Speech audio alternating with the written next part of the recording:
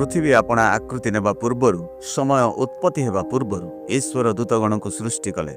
आयुब 38:7 पदरे लेखा अछि, प्रभातीय नक्षत्रगण एक संगे गान कले ओ परमेश्वर पुत्रगण आनंदरे जयध्वनि कले। ईश्वर जगतर भित्तिमूल स्थापन करिबा बेले दूतगण आनंदरे जयध्वनि कले। कलसीय 1:16 कहे, दृश्य ओ अदृश्य स्वर्गरे ओ पृथ्वी रे समस्त विषय ताहांक द्वारा सृष्टि हैला। समस्त विषय ताहांक द्वारा ओ ताहांक निमंते सृष्टि होइछि।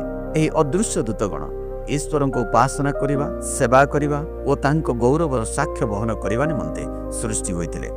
नक्षत्रगण पूर्वरु, एदन उद्यान पूर्वरु, आपणा पतन पूर्वरु दूतगण एकाग्र भावरे सभय चित्तरे आपणा स्रष्टांकु अवलोकन करुथिले। प्रारंभरु सेमाने सबकिछि अवलोकन करि आसुअछन्ति।